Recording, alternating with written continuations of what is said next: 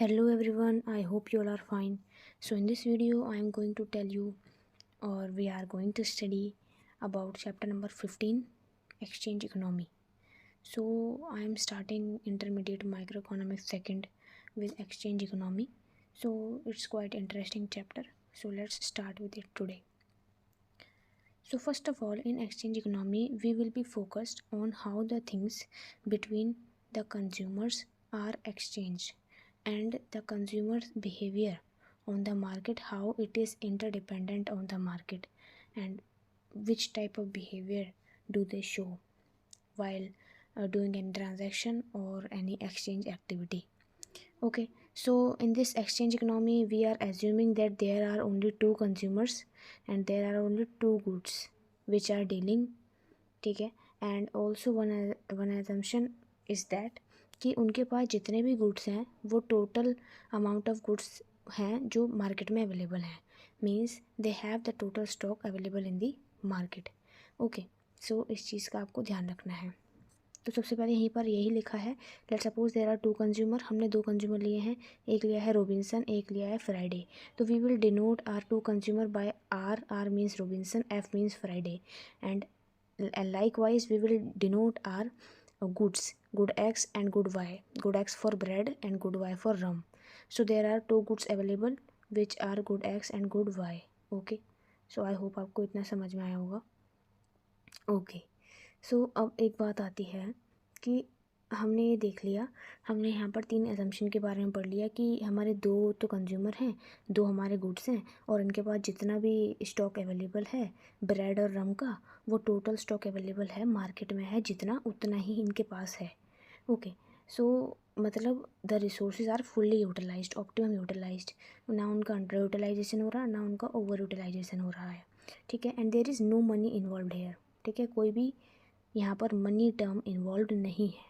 Okay, सो इसको हम कैसे शो करेंगे. जो रॉबिन्सन का बंडल है, सबसे पहले यहाँ पे देखना जो मैं लिख रही हूँ, रॉबिन्सन का जो भी बंडल होगा उसको हम ऐसे दिखाएंगे, for good x, x of R, and for good y, y of R. ठीक है, and likewise for Friday we will show the bundle of Friday as x of F and y of F. ठीक है, ऐसे हम यहाँ पर show कर देंगे रॉबिन्सन एंड फ्राइडे के बंडल को. ठीक है, तो ये तो था इसके बंडल को कैसे शो करें. अब देखो, अब बात आती है इनके पास इनिशियल कितना अमाउंट है.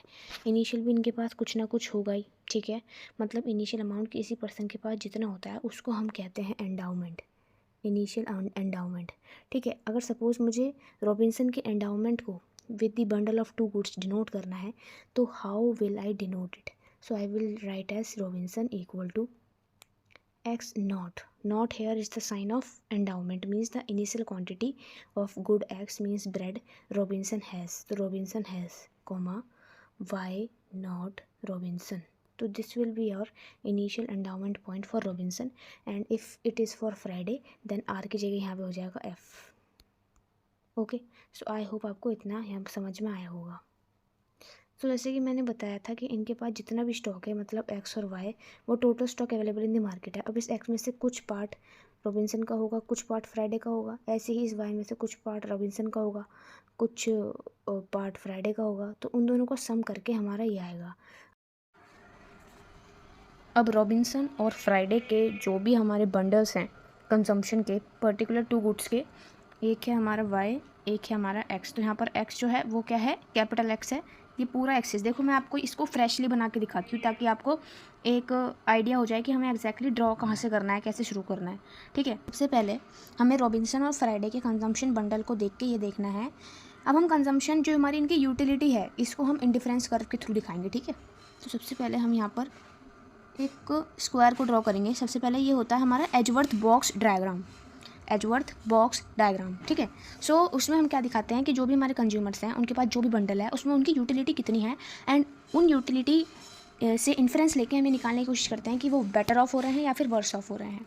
ठीक है, तो सबसे पहले एक ये ओरिजिन होता है, एक ये ओरिजिन होता है. ठीक है, आई होप इतना समझ आया होगा.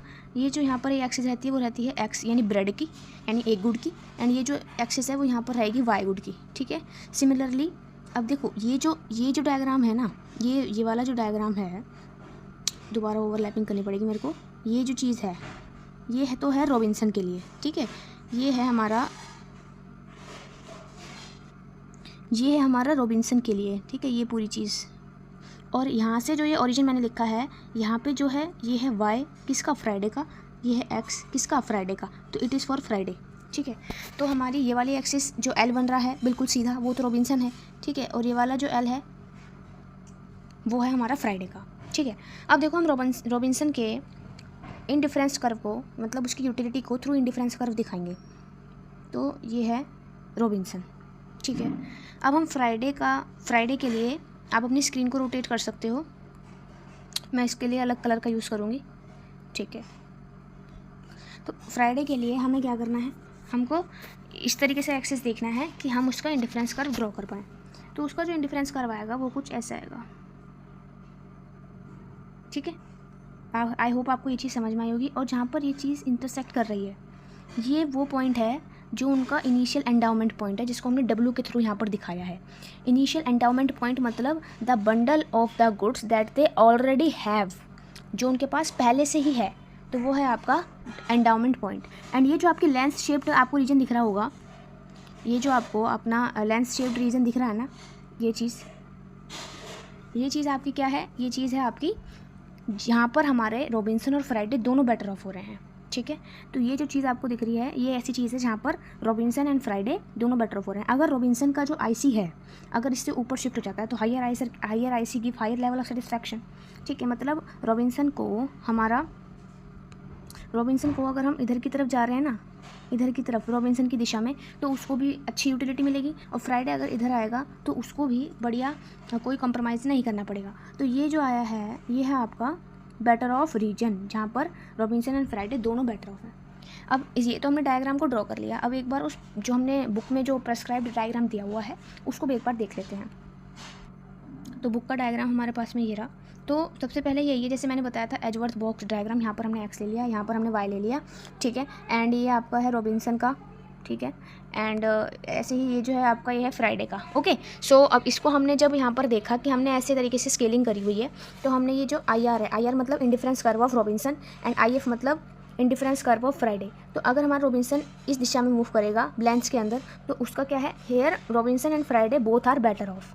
तो यहाँ और जहाँ पर भी इनके जो इंडिफरेंस कर्व है इंटरसेक्ट कर रहे हैं, तो ये आपका क्या है, ये है आपका इनिशियल एंडाउमेंट पॉइंट। अब जैसे कि मैंने बताया था हमारी थर्ड असम्पशन में कि जितना भी स्टॉक ऑफ गुड्स इन दोनों के पास है वही इक्वल है जितना मार्केट में स्टॉक अवेलेबल है। तो एक बार इसको डायग्राम के थ्रू समझते हैं। अब रॉबिन्सन के पास इतनी क्वांटिटी ऑफ ब्रेड है, लेकिन फ्राइडे के पास कितनी है, इतनी। तो ये जो पूरा है, ये अगर मैं इसको प्लस इसको कर दूँ तो ये पूरी लाइन बन जाएगी, यानी कि ये total stock available in the market बन जाएगा ऑफ ब्रेड। ऐसे ही अगर हम रम की बात करें तो रॉबिन्सन के पास कितनी रम है, इतनी रम है, लेकिन फ्राइडे के पास कितनी रम है, इतनी। तो मतलब अगर मैं इसको वर्टिकल लाइन को और इसको प्लस करूं तो ये क्या हो जाएगा, ये भी हमारा पूरा ये बन जाएगा जो है total stock available in the market.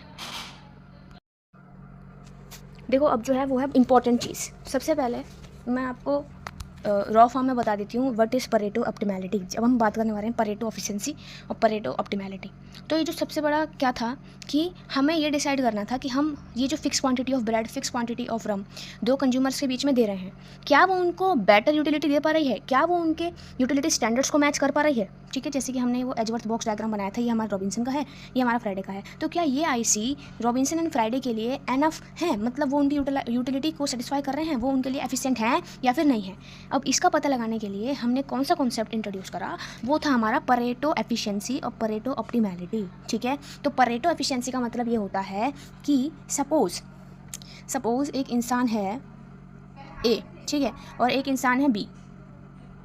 अब ए कहता है कि मेरा अच्छा नहीं हो सकता तेरा अगर मैं बुरा ना करूं तो, means A can not be better off without making B worse off, means A will be better off only if B is getting worse off. जब बी का बुरा होगा, मतलब जब बी की यूटिलिटी घटनी स्टार्ट होगी और बी वर्सन ऑफ होना स्टार्ट होगा, तभी ए के कॉम्बिनेशंस बेस्ट मिल पाएंगे एंड तभी वो बेटर ऑफ होता हुआ नजर आएगा।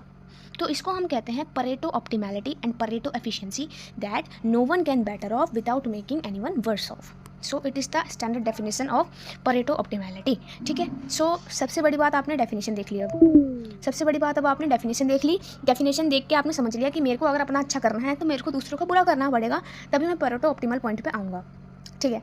लेकिन अब मान लो इन दोनों कंज्यूमर्स में, इन दोनों इंसान में हमारा इतना कोऑर्डिनेशन है कि ये मतलब इनके इमोशंस इतने हैं कि हाँ ये सोचते हैं कि मैं दूसरे का बुरा क्यों करूं, और दूसरे का बुरा करके अगर मेरा अच्छा हो भी जाए तो फिर मेरा क्या ही फ़ायदा, because I am not getting that emotional satisfaction.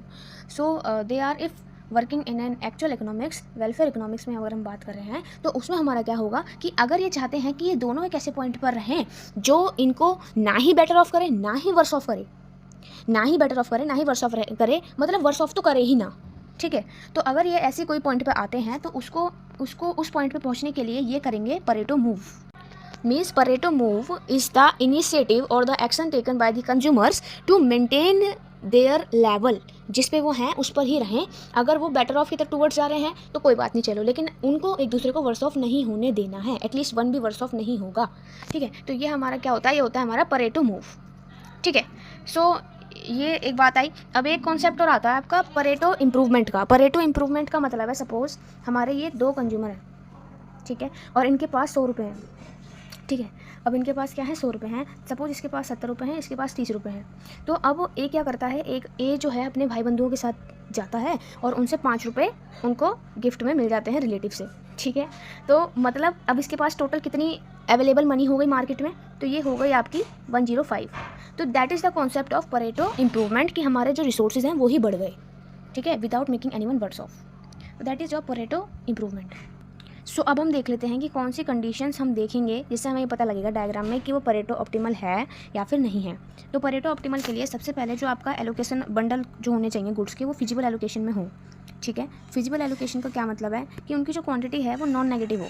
ठीक है, मतलब एक्स, ये जो मतलब एक्स आर है ये भी ग्रेटर देन 0 हो, वाई आर है ये भी ग्रेटर देन 0 हो, ऐसी एक्स एफ और वाई एफ दोनों ग्रेटर देन 0 हो, तो ये नॉन नेगेटिव हमारे होने चाहिए. ठीक है, और हमारा क्या है कि इन दोनों को मिलाकर, मतलब जो भी रॉबिन्सन एंड फ्राइडे के पास है वो वही स्टॉक बने वो जो मार्केट में अवेलेबल है. ठीक है, तो ये कंडीशन इन पे भी अवेलेबल हो रही है. ठीक है, एंड ऑल्सो मतलब अगर कोई भी एलोकेशन एक इंसान को बेटर ऑफ बना रहा है without making anyone worse off, मतलब किसी को दूसरे का वर्स ऑफ हुए बिना वो खुद बेटर ऑफ हो रहा है, तो उसको हम परेटो ऑप्टिमैलिटी नहीं कहेंगे. ठीक है, परेटो ऑप्टिमैलिटी की डिफाइन ये है कि you have to make anyone worse off to make yourself better off. So it is your Pareto efficient conditions. ठीक है, तो अब एक बार देख लेते हैं feasible allocation and Edgeworth box. ठीक है, तो एजवर्थ बॉक्स देखते हैं और उसी में परेटो ऑप्टिमैलिटी का हम करते हैं कि हमें कैसे आइडेंटिफाई करना है. तो सबसे पहले आपका ये केस है, तो ये आपका केस 1 है. ठीक है, केस 1 आपका क्या कह रहा है, देखो अब हमारे जो रॉबिन्सन के जो भी बंडल हैं वो हमारा ये वाला पॉइंट दिखा रहा है. ठीक है, ये वाला पॉइंट, एंड जो फ्राइडे के बंडल है वो हमारा ये वाला पॉइंट दिखा रहा है. ठीक है, तो अगर मैं यहाँ पे देखूँ कि देखो यहाँ पर रॉबिन्सन के पास कितना ब्रेड है, देखो यहाँ पे रॉबिन्सन के पास इतना ब्रेड है एंड फ्राइडे के पास इतना ब्रेड है. मतलब ये जो पोर्शन आ रहा है ये आ रहा है ओवरलैपिंग का. ठीक है, मतलब ये जो पोर्शन आ रहा था ये आ रहा था ओवरलैपिंग का. ठीक, तो ऐसे ही हमारे पास फ्राइडे के पास इतनी रम है, ऐसे ही हमारे रॉबिन्सन के पास है इतनी रम. ठीक, सो अगर एक इंसान उसको कंज्यूम कर रहा है तो उतना पोर्शन दूसरा इंसान कैसे कर सकता है, that is the common portion between them. ठीक है, that they are overlapping their consumption. ऐसे तो हो ही नहीं सकता, एक इंसान अगर खा रहा है, एक इंसान अगर कंज्यूम कर रहा है तो दूसरा उसको कैसे कर सकता है उस पार्ट को कंज्यूम. ठीक है, सो दैट इज़ द यहाँ पर पेयर जो है इसलिए फिजिबल नहीं है. ठीक है, अब यहाँ पर जो हमारा यही चीज़ है कि हमारा जो भी यहाँ पर रिसोर्सेज हैं वो यहाँ पर ओवर ऐसे कंजम्पशन जो हो रहा है वो ओवर हो रहा है. Means the consumption of both the consumers are overlapping, therefore it is not the Pareto optimal. ठीक है, एंड अब हम आते हैं ये वाला जहाँ पर हमारे रिसोर्सेज अंडर यूटिलाइज हो रहे हैं. ठीक है, जिसमें हमारे रॉबिन्सन के पास इतना है ब्रेड एंड फ्राइडे के पास इतना ब्रेड है. ठीक है, अब यहाँ क्या है, अब ये एरिया क्या है, ये कोई नहीं खा रहा, ये कोई कंज्यूम नहीं कर रहा, तो मतलब अंडर यूटिलाइजेशन हो गया. और उसके लिए हमारा क्या होना चाहिए, फिजिबल होना चाहिए. फिजिबल मतलब जो हमारा प्योर यूटिलाइजेशन हो. ठीक है, तो इसमें हमारा क्या है कि इसलिए ये परेटो ऑप्टिमल नहीं है. एंड ऑल्सो यहाँ पर हमारा फ्राइडे अगर इतना रम कंज्यूम कर रहा है, रॉबिन्सन इतना कर रहा है, यानी ये वाला जो पोर्शन है वो तो कोई कंज्यूम नहीं कर रहा. ठीक है, so that is your under utilisation of resources, therefore it is not feasible. Okay, so that is the main reason जो आपको यहाँ पर देखना है. सो आज के लिए बस इतना ही. सो ये हमने केसेस पढ़े जिसमें परेटो ऑप्टिमल की जो कंडीशन है वो सेटिस्फाई नहीं हो रही है.